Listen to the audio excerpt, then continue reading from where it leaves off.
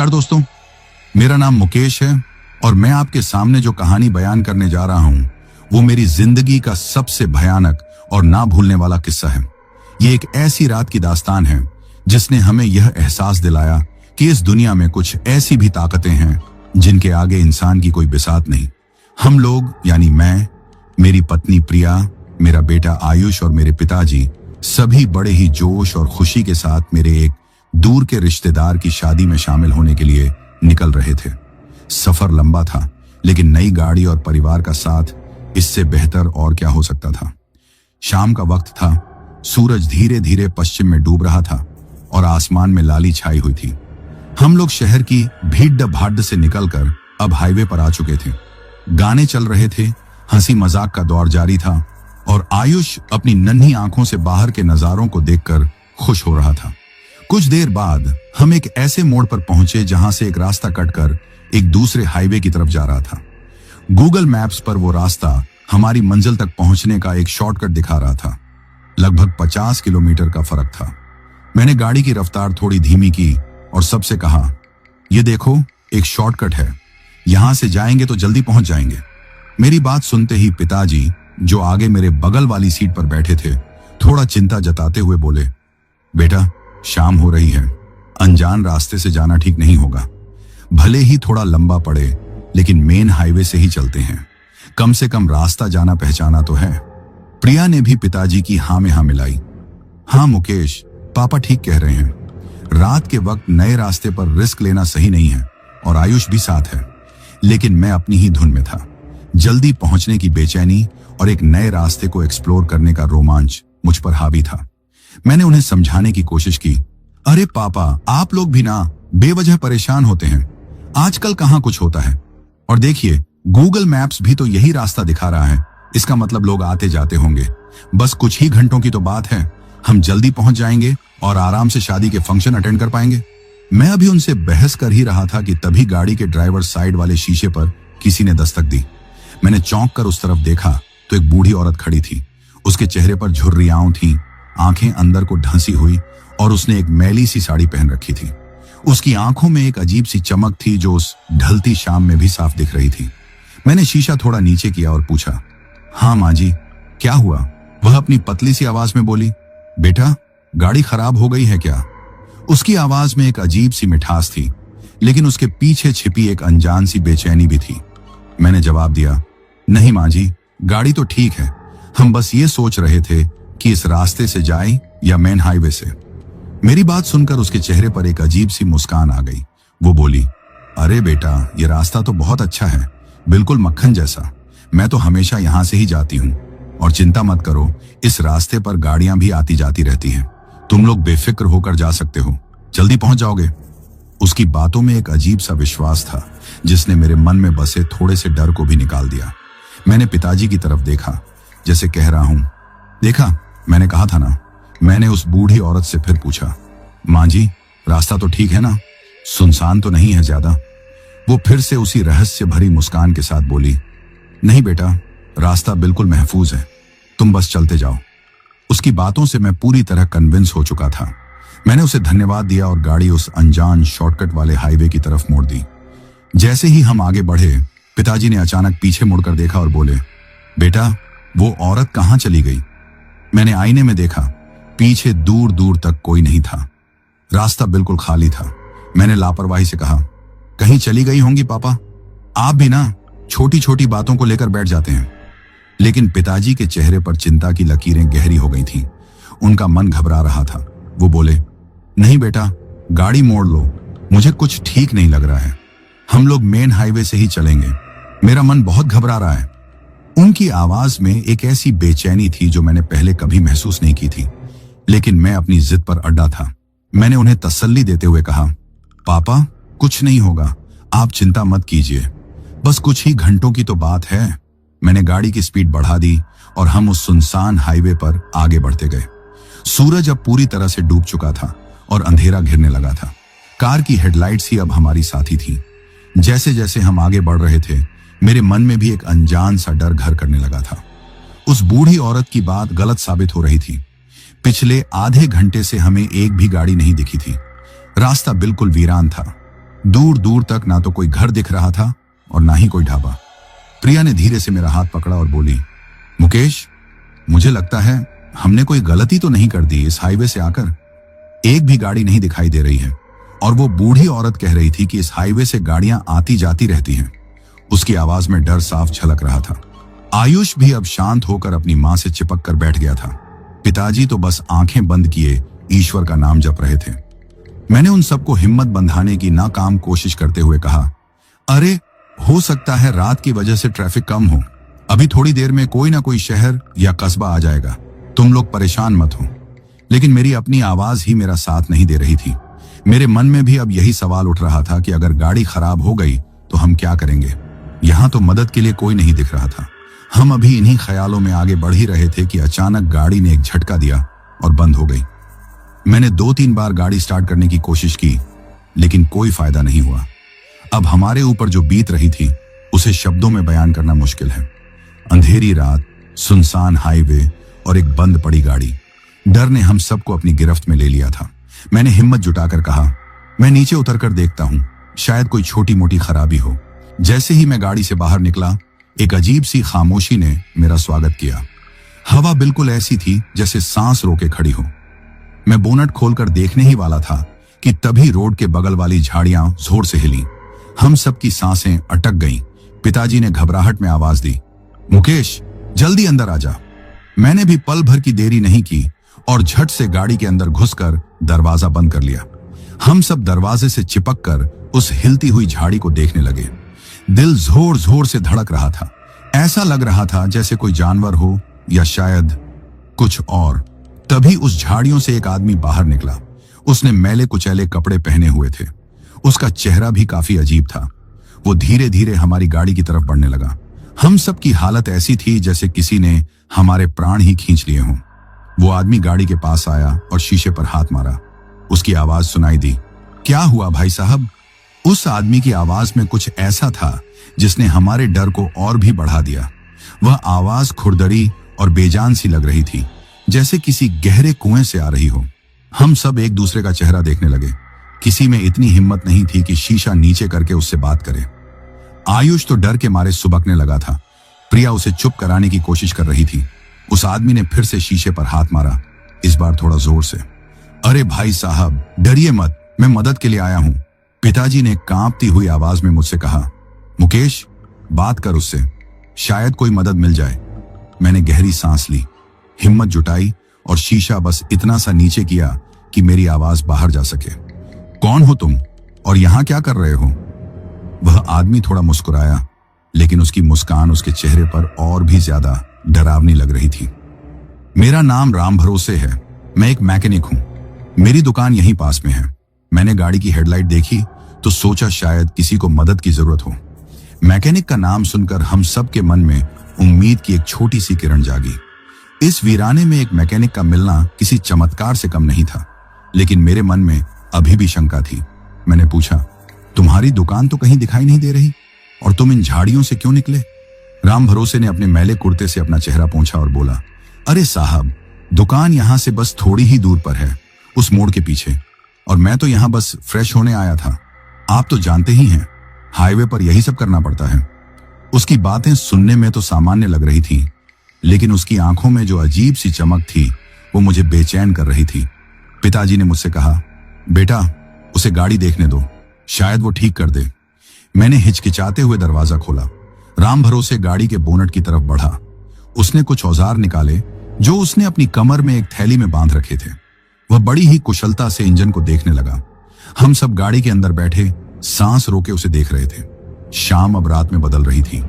बाहर का धुंध हल्का गहरा हो रहा था और हवा में एक अजीब सी ठंडक घुल गई थी। झींगुरों की आवाज भी अब बंद हो चुकी थी, जैसे वो भी किसी अनहोनी के डर से सहम गए हों।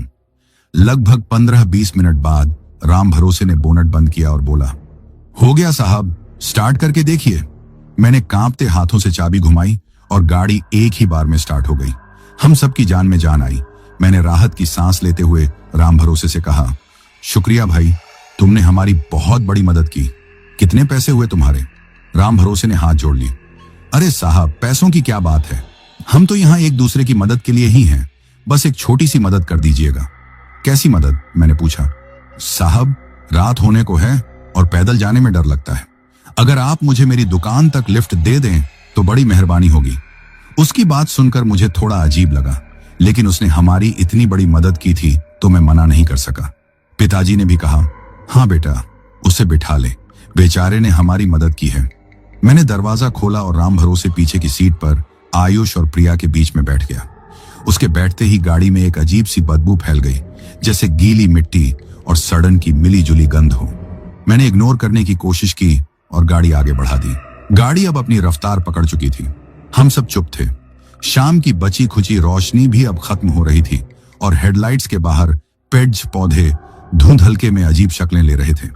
कुछ दूर चलने के बाद राम भरोसे ने अपनी खुरदरी आवाज में बोलना शुरू किया, आप लोग इस समय इस हाईवे पर, कोई खास काम था क्या? मैंने जवाब दिया, हाँ, एक शादी में जा रहे थे, जल्दी पहुंचने के चक्कर में यह शॉर्टकट ले लिया। मेरी बात सुनकर वो हंसा, एक अजीब सूखी हंसी। बड़ी हिम्मत है आप लोगों की, शाम ढलने के बाद तो इस हाईवे पर कोई परिंदा भी पर नहीं मारता। उसकी बात सुनकर मेरे रोंगटे खड़े हो गए। प्रिया ने कसकर आयुष को पकड़ लिया था। मैंने पूछा, क्यों, ऐसा क्या है इस हाईवे पर? राम भरोसे ने एक गहरी सांस ली और बोला, कहते हैं इस हाईवे पर छलावा बसता है। जो भी शाम के बाद यहां से गुजरता है वो उसके शिकार बन जाते हैं। वो अपना रूप बदलकर लोगों को भरमाता है और फिर।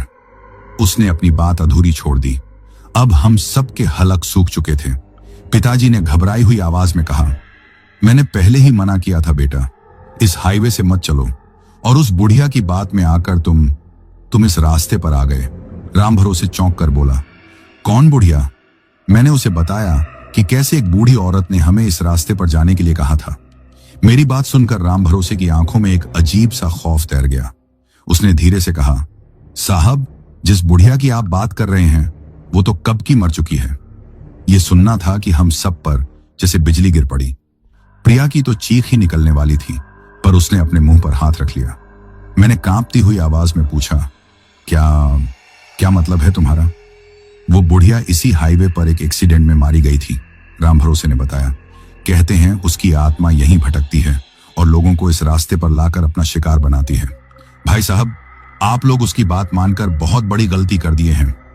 अब हमारे पास सोचने समझने की शक्ति नहीं बची थी। डर ने हमें पूरी तरह से जकड़ लिया था। ऐसा लग रहा था जैसे हम किसी बुरे सपने में हों और उससे बाहर निकलने का कोई रास्ता ना हो। तभी राम भरोसे ने कहा, साहब, गाड़ी रोकिए, मेरी दुकान आ गई। मैंने उस गहराते अंधेरे में देखा। सड़क के किनारे वाकई एक छोटी सी टूटी फूटी दुकान की परछाई सी दिख रही थी, जिसके ऊपर राम भरोसे मोटर गैराज का एक पुराना धुंधला सा बोर्ड लगा था। मैंने गाड़ी रोकी और राम भरोसे उतर गया। उसने उतरते हुए कहा, साहब, अब रुकिएगा मत, बस गाड़ी भगाते रहिएगा और पीछे मुड़कर मत देखिएगा। यह कहकर वो उस धुंधलके में अपनी दुकान की तरफ बढ़ गया और अंधेरे में घुल सा गया। मैंने भी एक पल की देरी नहीं की और गाड़ी तेजी से आगे बढ़ा दी। अब सूरज की आखिरी निशानी भी मिट चुकी थी और रात पूरी तरह से काबिज हो चुकी थी। हम सब बस जल्द से जल्द इस खौफनाक हाईवे से निकल जाना चाहते थे। कुछ दूर जाने के बाद प्रिया ने डरते डरते पीछे देखा और फिर उसकी जो चीख निकली उसने हमारी रूह कंपा दी। मुकेश, पीछे पीछे देखो। मैंने घबराकर रियर व्यू मिरर में देखा। जिस जगह हमने राम भरोसे को उतारा था वहां अब न तो कोई दुकान थी और न ही कोई आदमी। वहां बस घना अंधेरा और खंटीली झाड़ियां थी। वो दुकान, वो आदमी, सब गायब हो चुका था। यह देखकर हम समझ गए कि हम किसी बहुत बड़े छलावे में फंस चुके हैं। राम भरोसे भी उसी छलावे का एक हिस्सा था। अब रात और भी गहरी और भयानक हो चुकी थी। हमारी मंजिल का बोर्ड हमें दिखाई दिया, 45 किलोमीटर। लेकिन अब ये 45 किलोमीटर का सफर हमें 4500 किलोमीटर जैसा लग रहा था। हम गाड़ी भगाते जा रहे थे, लेकिन कुछ देर बाद जब हमने अगला मील का पत्थर देखा तो हमारे होश उड़ गए। उस पर फिर से लिखा था 45 किलोमीटर। हम उसी जगह पर बार बार घूम रहे थे। हम इस प्रेत मार्ग के चक्र व्यूह में फंस चुके थे। समय जैसे थम सा गया था। घड़ी की सुइयां तो आगे बढ़ रही थी, लेकिन हम वहीं के वहीं थे। हर 10-15 मिनट की रफ्तार भरी ड्राइविंग के बाद हमारी आंखों के सामने वही मनहूस मील का पत्थर आ जाता, जिस पर काले अक्षरों में 45 किलोमीटर लिखा होता था। यह सिर्फ पत्थर नहीं था, यह हमारी बेबसी और हमारे खौफ का प्रतीक बन चुका था। हम एक अंतहीन डरावने चक्र में कैद हो गए थे, जहां से बाहर निकलने का कोई रास्ता नजर नहीं आ रहा था। गाड़ी के अंदर की खामोशी अब और ज्यादा चुभने लगी थी। किसी के मुंह से एक लफ्ज नहीं निकल रहा था। प्रिया की आंखें पत्थर आ चुकी थीं, वो बस सामने अंधेरे में घूर रही थी। पिताजी ने अपनी आंखें बंद कर ली थीं और शायद मन ही मन कोई प्रार्थना कर रहे थे। आयुष भी अब चुप था। शायद वो हमारे चेहरों पर पसरे खौफ को महसूस कर सकता था। इस सब के बीच मैंने एक और चीज पर गौर किया। हम सबके फोन में नेटवर्क गायब हो चुका था। नो सर्विस का संदेश स्क्रीन पर ऐसा लग रहा था जैसे दुनिया से हमारा संपर्क पूरी तरह से टूट गया हो। हम इस वीरान सड़क पर बिल्कुल अकेले थे, अपनी किस्मत और उस अनदेखी ताकत के हवाले। मैंने चौथी या शायद पांचवीं बार उस 45 किलोमीटर के पत्थर को पार किया और गुस्से और लाचारी में स्टीयरिंग व्हील पर जोर से मुक्का मारा। ये क्या हो रहा है? हम यहां से निकल क्यों नहीं पा रहे हैं? मेरी आवाज में हताशा साफ झलक रही थी। पिताजी ने आंखें खोली। उनकी आवाज में एक अजीब सा ठहराव था। बेटा, शांत हो जाओ, घबराने से कुछ नहीं होगा, हमें हिम्मत से काम लेना होगा। लेकिन हिम्मत जवाब दे रही थी। हर गुजरते पल के साथ डर हमारे दिलों में और गहराई तक उतरता जा रहा था। तभी आयुष ने धीरे से प्रिया को हिलाया और दबी हुई आवाज में बोला, मम्मी, टॉयलेट जाना है। इस माहौल में उसकी ये मासूम सी जरूरत भी हमें एक पहाड़ जैसी मुसीबत लगी। प्रिया ने उसे समझाने की कोशिश की, बेटा बस थोड़ी देर और रुक जाओ, अभी यहां नहीं। लेकिन वो बच्चा था, वह जिद करने लगा, नहीं मम्मी, मुझे अभी जाना है, बहुत जोर से लगी है। हम सब जानते थे कि इस अंधेरे और वीरान सड़क पर गाड़ी से नीचे उतरना कितना खतरनाक हो सकता है, लेकिन बच्चे की जिद के आगे हम मजबूर थे। प्रिया ने मेरी तरफ देखा, उसकी आंखों में सवाल था। मैंने बेबसी से सिर हिला दिया। कोई और चारा भी तो नहीं था। ठीक है, प्रिया ने आयुष से कहा, चलो मैं तुम्हें ले चलती हूं। आयुष अकेले जाने से डर रहा था। वह अपनी मम्मी का हाथ पकड़कर गाड़ी से नीचे उतरा। मैंने हेडलाइट्स ऑन रखी ताकि थोड़ी रोशनी रहे। प्रिया उसे सड़क के किनारे झाड़ियों की तरफ ले गई। मैं, पिताजी और गाड़ी के अंदर की खामोशी सब उनके लौटने का इंतजार करने लगे। हर एक सेकंड 1 घंटे जैसा लग रहा था। बाहर की खामोशी में हमें हर छोटी मोटी आवाज भी किसी खतरे का अंदेशा दे रही थी। पत्तों की सरसराहट, किसी दूर के जानवर की आवाज। अभी उन्हें गए हुए मुश्किल से 2 मिनट ही हुए होंगे कि तभी हमें झाड़ियों की तरफ से किसी के दौड़ने की आवाज आई। अगले ही पल प्रिया भागती हुई गाड़ी की तरफ आई और जोर जोर से दरवाजा पीटने लगी। उसकी सांसें बुरी तरह से फूली हुई थी और चेहरा डर से सफेद पड़ चुका था। मैंने जल्दी से दरवाजा खोला। वह अंदर आते ही हांफते हुए बोली, मुकेश, वो आदमी। कौन आदमी? मैंने घबराकर पूछा। वही मैकेनिक, राम भरोसे। उसकी आवाज कांप रही थी। वो वहां पेड़ से लटका हुआ है, उसकी लाश। यह सुनकर हमारे पैरों तले जमीन खिसक गई। पिताजी ने अविश्वास से पूछा, क्या कह रही हो बेटी? तुम्हें कोई वहम हुआ होगा। नहीं पापा जी, मैंने अपनी आंखों से देखा है। वह लगभग चीख पड़ी। उसकी लाश पेड़ से झूल रही है और क्या? मैंने उसका कंधा पकड़कर झिंझोड़ते हुए पूछा। आयुष कहां है? मेरी बात सुनकर उसके चेहरे का रंग उड़ गया। उसने घबराई हुई नजरों से इधर उधर देखा और फिर टूटती हुई आवाज में बोली, आयुष तो मेरे पीछे ही था, पता नहीं कहां चला गया। यह सुनना था कि मुझ पर जैसे पहाड़ टूट पड़ा। मेरा बेटा, इस खौफनाक जगह पर मेरा बेटा गायब हो गया था। मैं बिना कुछ सोचे समझे गाड़ी से बाहर निकलने लगा। मुझे बस अपना बेटा चाहिए था। मैं आयुष को खोजने जा रहा हूं, मैंने कहा। तभी पिताजी ने मेरा हाथ पकड़ लिया। बेटा, तुम यहीं रुको, मैं जाता हूं। उनकी उम्र हो चली थी, लेकिन इस वक्त उनकी आवाज में एक पिता का दृढ़ संकल्प था। तुम यहीं रहो, मैं और बहू जाकर आयुष को ढूंढते हैं। प्रिया भी तुरंत तैयार हो गई। हाँ मुकेश, तुम यहीं रुको, हम अभी आयुष को लेकर आते हैं। मैं अजीब सी क्षमकश में पड़ गया। मेरा दिल कह रहा था कि मैं खुद जाऊं, लेकिन पिताजी की बात भी मैं टाल नहीं सकता था। वे शायद नहीं चाहते थे कि मैं उस खौफ का सामना करूं जो प्रिया ने अभी अभी देखा था। ठीक है, मैंने भारी मन से कहा, लेकिन ध्यान से जाइएगा और जल्दी लौटना। पिताजी ने एक टॉर्च उठाई और प्रिया के साथ उसी अंधेरे में उतर गए जहां कुछ देर पहले मेरा बेटा गया था। मैं गाड़ी में अकेला रह गया, असहाय और डरा हुआ। मैं शीशे से उन्हें अंधेरे में गुम होते हुए देखता रहा, जब तक कि उनकी परछाइयां भी दिखनी बंद नहीं हो गई। अब गाड़ी में मैं बिल्कुल अकेला था। बाहर घना अंधकार और अंदर मौत जैसा सन्नाटा। मैं बस एक ही प्रार्थना कर रहा था कि मेरे पिता और पत्नी मेरे बेटे को सुरक्षित लेकर लौट आए। मिनट घंटों की तरह बीत रहे थे। मेरा दिल किसी अनहोनी की आशंका से बैठा जा रहा था और फिर कुछ ही मिनट बाद मुझे फिर से किसी के आने की आहट सुनाई दी। मैंने उम्मीद भरी नजरों से उस तरफ देखा। अंधेरे से दो परछाइयां उभरती हुई दिखाई दी। वो प्रिया और आयुष थे। उन्हें देखकर मेरी जान में जान आई। वे दोनों गाड़ी के पास आए और मैंने जल्दी से दरवाजा खोला। प्रिया और आयुष अंदर बैठ गए। आयुष सहमा हुआ था और अपनी मां से लिपटा हुआ था।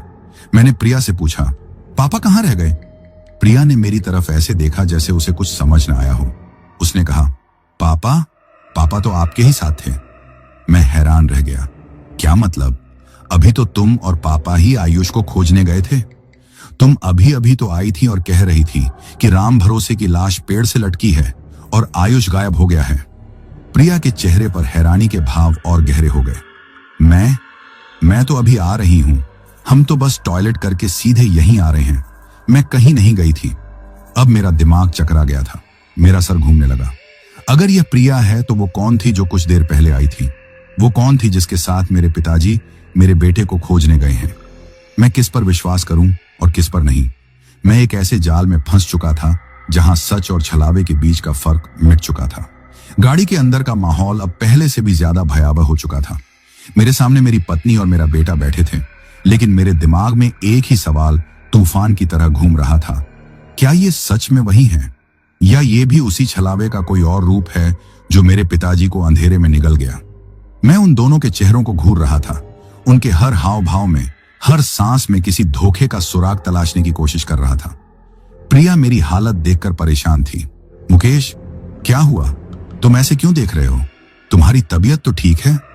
उसने मेरा हाथ पकड़ने की कोशिश की, लेकिन मैंने झटके से अपना हाथ पीछे खींच लिया।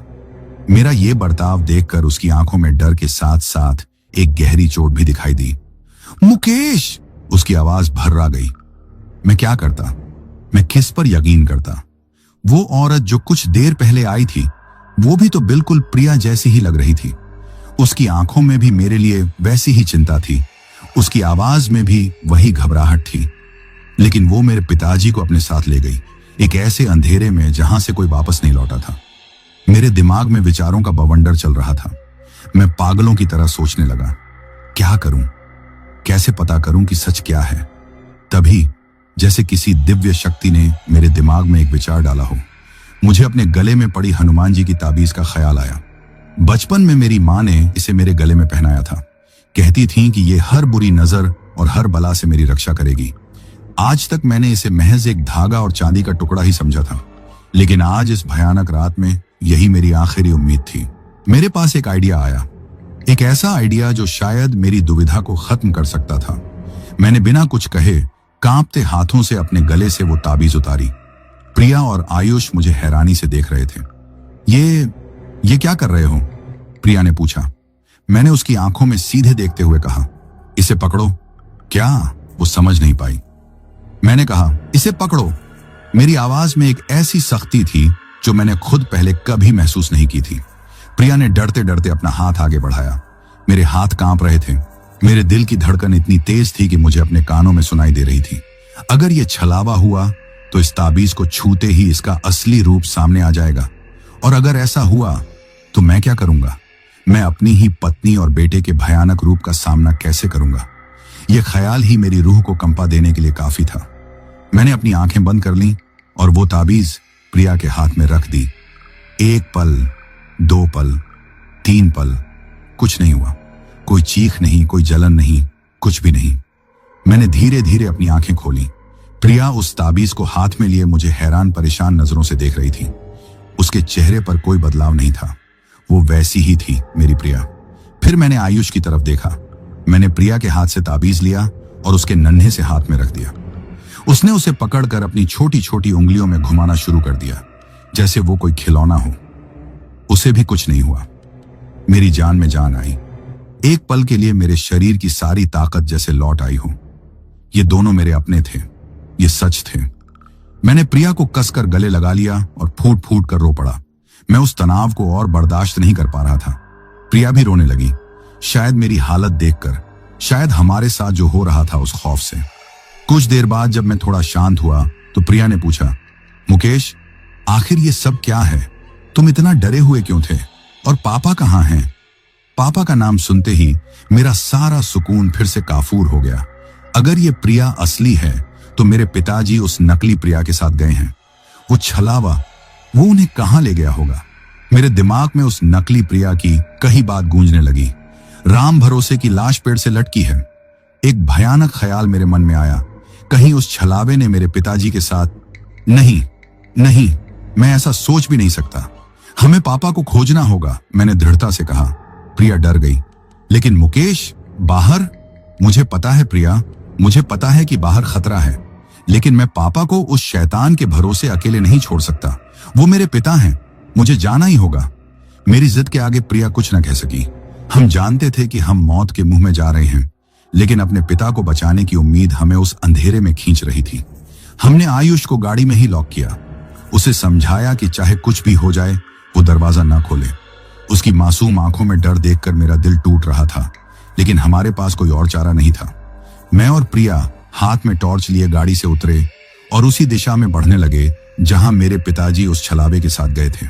हर कदम पर हमारा दिल दहल रहा था। हवा में एक अजीब सी भारीपन और सौडांत महसूस हो रही थी। झाड़ियां और पेड़ रात के अंधेरे में किसी दैत्य की तरह लग रहे थे, जैसे वो हमें निगलने के लिए तैयार खड़े हों। हम दोनों एक दूसरे का हाथ कसकर पकड़े हुए थे, एक दूसरे को हिम्मत देते हुए। हम लगातार पापा जी, पापा कहकर आवाज लगा रहे थे, लेकिन हमारी आवाज उस वीराने में खोकर रह जाती थी।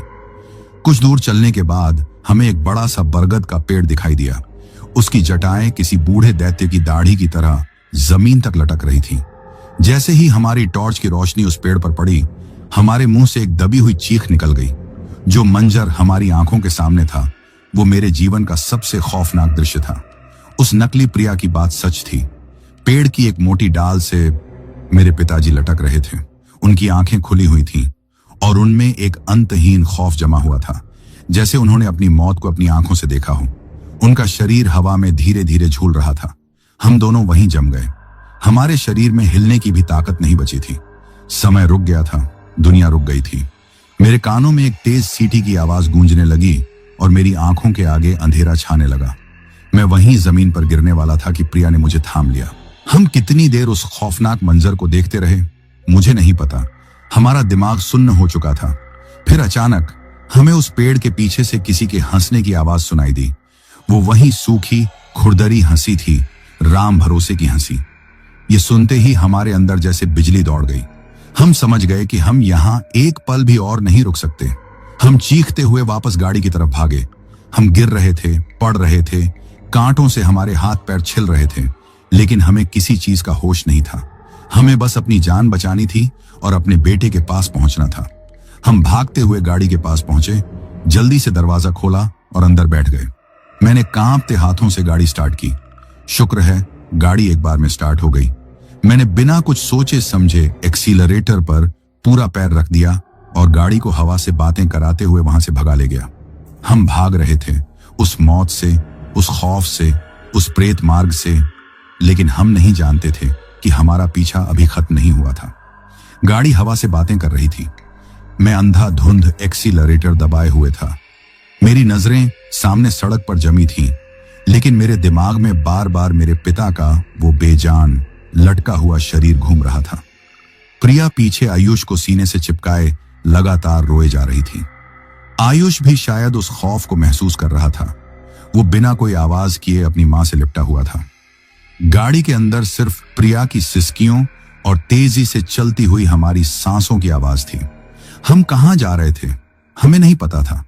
बस उस मनहूस पेड़ से, उस खौफनाक जगह से दूर, बहुत दूर भाग जाना चाहते थे। मैंने रियर व्यू मिरर में देखने की हिम्मत नहीं की।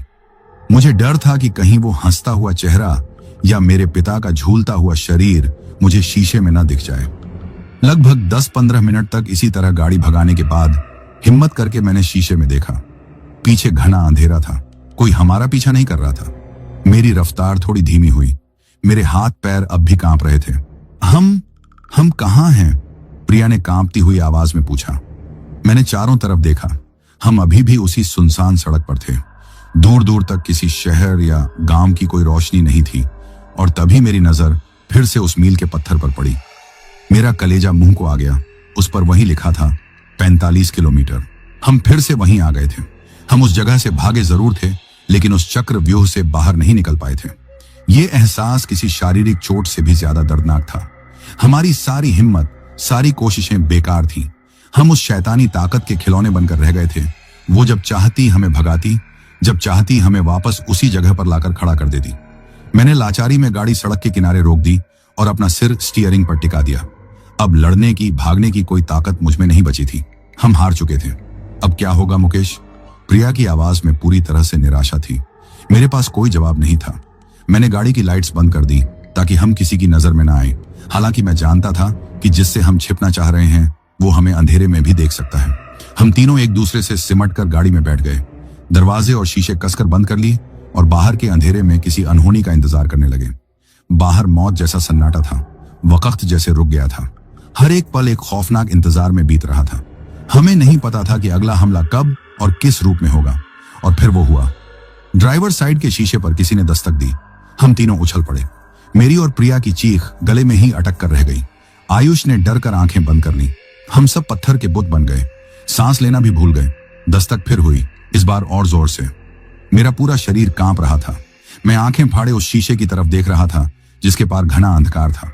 कौन हो सकता है बाहर? वो मैकेनिक? वो बूढ़ी औरत?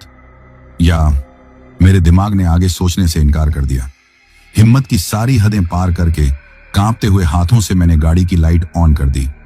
लाइट की पीली रोशनी जैसे ही बाहर फैली, जो चेहरा हमें शीशे के उस पार दिखाई दिया, उसे देखकर हमारी दुनिया ही उजड़ गई। वो मेरे पिताजी थे। वही चेहरा, वही आंखें, वही कपड़े। वो शीशे के बाहर खड़े थे। उनके चेहरे पर एक अजीब सी पीड़ा और उदासी थी। हम तीनों हक्के बक्के रह गए। ये कैसे हो सकता है? मैंने अपनी आंखों से उन्हें पेड़ से लटकते हुए देखा था। तो फिर ये कौन है? वो मेरे पिताजी नहीं हो सकते। ये वही छलावा है। ये फिर से एक नया रूप धरकर हमें धोखा देने आया है। मैंने अपने दिमाग को समझाया। मैंने प्रिया की तरफ देखा। उसकी आंखों में भी वही अविश्वास और खौफ था। बाहर खड़े उस छलावे ने, जो मेरे पिता के रूप में था, अपना हाथ शीशे पर रखा और एक दर्द भरी आवाज में बोला, बेटा दरवाजा खोलो। उसकी आवाज बिल्कुल मेरे पिता जैसी थी। वही प्यार, वही अपनापन।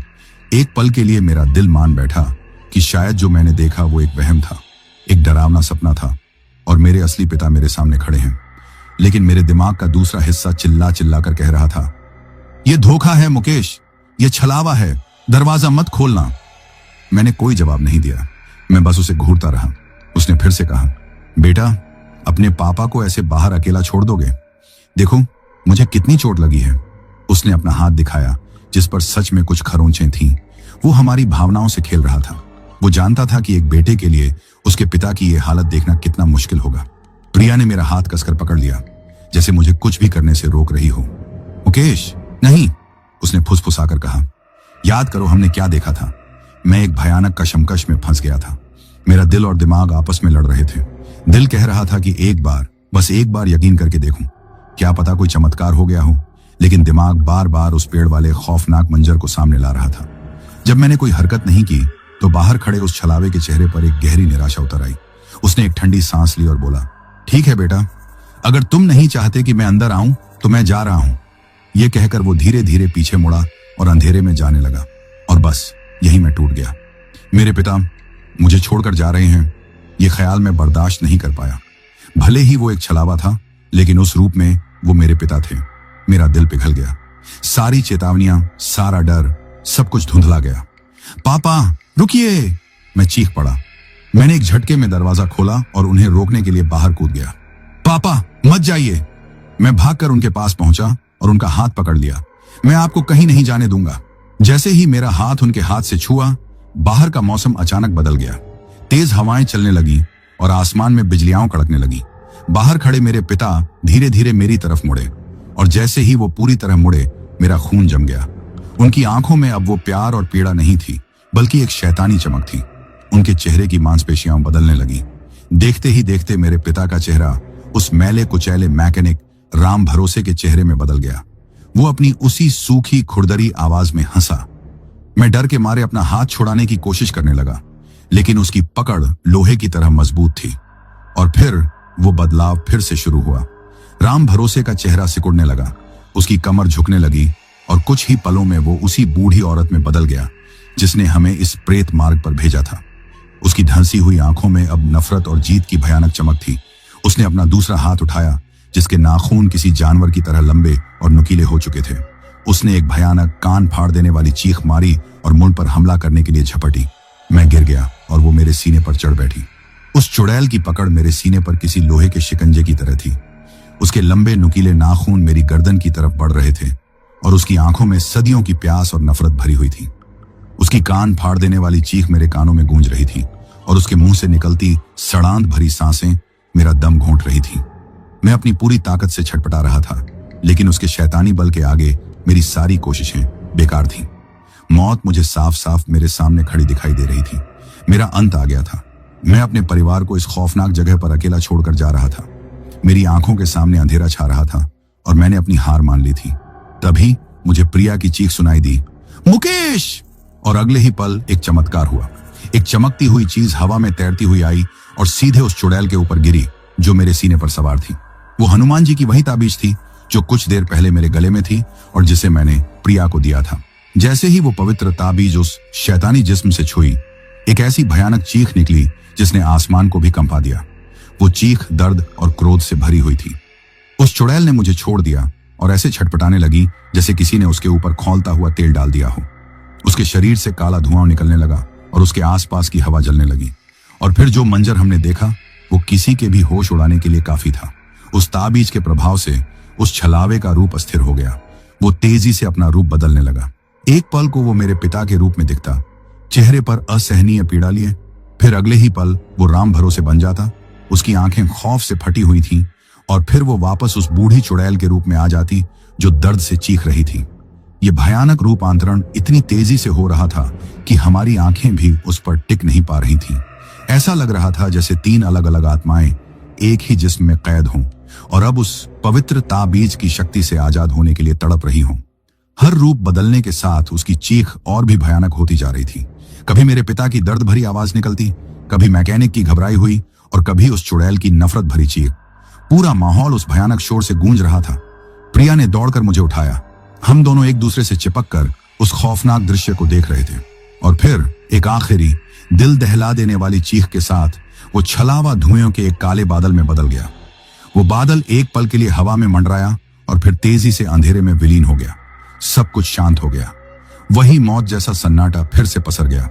हवा रुक गई थी। आसमान में कड़कती बिजली शांत हो चुकी थी। ऐसा लग रहा था जैसे कोई बुरा सपना अभी अभी खत्म हुआ हो, लेकिन हम जानते थे कि यह सपना नहीं बल्कि एक कड़वी हकीकत थी। हम एक पल भी वहां और नहीं रुके। हमें नहीं पता था कि वो बला हमेशा के लिए चली गई है या बस कुछ देर के लिए पीछे हटी है। हम भागकर अपनी गाड़ी के पास पहुंचे। आयुष अंदर सहमा हुआ बैठा था। हमने जल्दी से दरवाजा खोला, अंदर बैठे और मैंने बिना एक पल गंवाए गाड़ी को स्टार्ट कर दिया। इस बार मैंने कोई दिशा नहीं देखी, कोई मील का पत्थर नहीं देखा। मैंने बस एक्सीलरेटर पर अपना पूरा वजन डाल दिया। गाड़ी चीखती हुई आगे बढ़ी। मैं बस भगाता रहा। मेरी नजरें सामने सड़क पर थीं, लेकिन मेरा दिमाग अभी भी उस खौफनाक मंजर में अटका हुआ था। प्रिया पीछे आयुष को शांत कराने की कोशिश कर रही थी। मैं सुन सकता था कि वो हनुमान चालीसा का पाठ कर रही है। उसकी कांपती हुई आवाज गाड़ी के इंजन के शोर में मिलकर एक अजीब सा माहौल बना रही थी। 1 घंटा, 2 घंटे, 3 घंटे मैं लगातार गाड़ी चलाता रहा। मैंने न तो रफ्तार कम की, न ही कहीं रुका। मुझे डर था कि अगर मैंने गाड़ी रोकी तो वो चक्रव्यूह हमें फिर से अपनी गिरफ्त में ले लेगा। मेरे हाथ स्टीयरिंग पर जम गए थे। मेरी आंखें जल रही थीं, लेकिन मैंने पलक तक नहीं झपकी। और फिर लगभग 3 घंटे की उस अंधाधुंध ड्राइविंग के बाद मुझे दूर कुछ रोशनियां दिखाई दी। वो किसी बड़े शहर की रोशनियां नहीं थी, बल्कि गाड़ियों की हेडलाइट्स थी। बहुत सारी गाड़ियां। हम मेन हाईवे पर पहुंच चुके थे। जैसे ही हमारी गाड़ी ने उस सुनसान टूटी फूटी सड़क को छोड़कर चमकते हुए मेन हाईवे की चिकनी सतह को छुआ, ऐसा लगा जैसे हम नरक से निकलकर वापस जिंदा लोगों की दुनिया में आ गए हों। मैंने गाड़ी को सड़क के किनारे रोका और हम तीनों बस एक दूसरे को देखते रहे। हमारी आंखों में आंसू थे, खौफ के, दर्द के और जिंदा बच जाने की राहत के। हमने पीछे मुड़कर देखा। वो अंधेरी सड़क अब कहीं नजर नहीं आ रही थी, जैसे उसका कोई वजूद ही ना हो। हमने एक भयानक रात को पीछे छोड़ दिया था। एक ऐसी रात जिसने हमसे मेरे पिता को छीन लिया था और हमारी रूह पर कभी न मिटने वाले जख्म दे दिए थे। हम जिंदा तो बच गए थे, लेकिन उस प्रेत मार्ग ने हमारी जिंदगी हमेशा के लिए बदल दी थी। मेन हाईवे की चमकदार रोशनी और तेजी से गुजरती गाड़ियों का शोर हमारे लिए किसी संगीत से कम नहीं था। हम उस नरक से बाहर आ चुके थे, लेकिन वो नरक हमारे अंदर से बाहर नहीं निकल पाया था। मेरे पिता का वो खौफनाक चेहरा, राम भरोसे की वो शैतानी हंसी, उस चुड़ैल की चीखें, ये सब मेरे दिमाग में किसी टूटे हुए रिकॉर्ड की तरह बार बार बज रहा था। प्रिया ने आयुष को अपनी गोद में सुला लिया था। वो बच्चा शायद उस खौफ की भयावहता को पूरी तरह समझ नहीं पाया था, और शायद यही उसके लिए अच्छा था। लेकिन प्रिया की पथराई हुई आंखें और मेरे कांपते हुए हाथ इस बात की गवाही दे रहे थे कि हम किस कयामत से गुजर कर आए हैं। हमारे जिस्म जिंदा थे, लेकिन हमारी रूह पर अनगिनत जख्म लग चुके थे। मैंने गाड़ी को हाईवे के किनारे कुछ देर रोके रखा ताकि हम खुद को थोड़ा संभाल सकें, लेकिन वहां रुकना भी एक सज्जा जैसा लग रहा था। हर गुजरती हेडलाइट की परछाई हमें किसी अनहोनी का अंदेशा दे रही थी। मुझे डर था कि कहीं इस भीड़ में भी वो छलावा हमारा पीछा न कर रहा हो। हमें यहां से चलना चाहिए मुकेश, प्रिया ने धीमे से कहा। उसकी आवाज में अब भी डर था। मैंने एक लंबी कांपती हुई सांस ली और गाड़ी को फिर से स्टार्ट किया। अब मंजिल शादी का घर नहीं थी। अब मंजिल बस कोई भी ऐसी जगह थी जहां हम सुरक्षित महसूस कर सकें, जहां चार दीवारी हो, जहां बहुत सारे लोग हों। मैंने गाड़ी को वापस अपने शहर की तरफ मोड़ दिया। वो रात का बाकी सफर खामोशी में बीता। हम दोनों में से किसी ने एक लफ्ज नहीं कहा। कहने के लिए बचा भी क्या था? हम क्या बताते किसी को? कौन हमारी बात पर यकीन करता? लोग हमें पागल कहते। ये एक ऐसा सच था जिसे हमें अपनी बाकी जिंदगी अपने सीनों में दफन करके रखना था। उस रात के बाद हमारी जिंदगी कभी पहले जैसी नहीं रही। हम उस शादी में नहीं गए। हमने रिश्तेदारों को फोन करके कोई बहाना बना दिया। कई दिनों तक तो हम अपने ही घर में किसी कैदी की तरह रहे। हर आहट पर चौंक जाते, रात को सोते सोते डर कर उठ बैठते। आयुष भी कई दिनों तक सहमा सहमा सा रहा। मेरे पिता, उनका हमें यूं छोड़कर चले जाना एक ऐसा घाव था जो कभी नहीं भर सकता था। दुनिया के लिए वो लापता हो गए थे। हमने पुलिस में रिपोर्ट लिखवाई, खोजबीन हुई, लेकिन कोई सुराग नहीं मिला। उनका कोई निशान तक नहीं मिला, जैसे वो कभी थे ही नहीं। सिर्फ हम जानते थे कि उस प्रेत मार्ग ने उन्हें हमसे छीन लिया था। मैंने उस हाईवे के बारे में इंटरनेट पर खोजने की बहुत कोशिश की। कई दिनों की तलाश के बाद मुझे कुछ पुराने ब्लॉग्स और लोकल न्यूज फोरम पर कुछ धुंधली सी जानकारियां मिली। लोगों ने उस सड़क पर होने वाली अजीब और गरीब घटनाओं का जिक्र किया था। गाड़ियों का अचानक खराब हो जाना, लोगों का रास्ता भटक जाना और एक बूढ़ी औरत की रूह का दिखना जो लोगों को उस सड़क पर आने के लिए फुसलाती थी। लेकिन ये सब किस्से कहानियों की तरह थे जिन पर कोई आसानी से यकीन न करे। उस रात ने हमें एक ऐसा सबक सिखाया जो हम कभी नहीं भूल सकते। दुनिया में ऐसी ताकतें हैं, ऐसी जगहें हैं जो हमारी समझ से परे हैं। हर शॉर्टकट मंजिल तक जल्दी नहीं पहुंचाता। कुछ रास्ते सिर्फ तबाही और मौत की तरफ ले जाते हैं। आज इस घटना को कई साल बीत चुके हैं। हम एक नए शहर में आ गए हैं, एक नई जिंदगी शुरू करने की कोशिश कर रहे हैं, लेकिन वो रात आज भी हमारी यादों में जिंदा है। आज भी मैं कभी किसी सुनसान सड़क पर गाड़ी चलाने से डरता हूं। आज भी रात के अंधेरे में अगर कोई शीशे पर दस्तक दे दे तो मेरी रूह कांप जाती है। मैं अक्सर सोचता हूं कि उस रात हमारे साथ ऐसा क्यों हुआ। शायद मेरी जिद, मेरा वो शॉर्टकट लेने का फैसला ही हम पर भारी पड़ गया था। मैंने अपने बड़ों की बात नहीं मानी। मैंने उस अनजाने रास्ते पर भरोसा किया और उसकी कीमत मेरे पिता को अपनी जान देकर चुकानी पड़ी। वो हनुमान जी की ताबीज आज भी प्रिया के पास है। अब वो हमारे लिए सिर्फ एक ताबीज नहीं, बल्कि हमारे रक्षक का प्रतीक है। वो इस बात का सबूत है कि जहां शैतानी ताकतें होती हैं, वहां कोई दैवीय शक्ति भी होती है जो हमें बचाती है। हम जिंदा हैं और शायद यही सबसे बड़ी बात है। लेकिन उस रात का एक हिस्सा हमेशा हमारे साथ जिंदा रहेगा। वो प्रेत मार्ग, वो अब सिर्फ एक सड़क नहीं, बल्कि हमारी जिंदगी की एक ऐसी सच्चाई है जिसे हम चाहकर भी भुला नहीं सकते। और ये कहानी मैंने आपको इसलिए सुनाई ताकि आप भी वो गलती ना करें जो मैंने की थी। हमेशा अपने बड़ों की सुने और कभी भी अनजाने रास्तों पर यकीन न करें, क्योंकि आपको नहीं पता कि कौन सा रास्ता आपको मंजिल की जगह मौत के मुंह में ले जाए। तो दोस्तों, यह कहानी यही खत्म हुई। अब जिन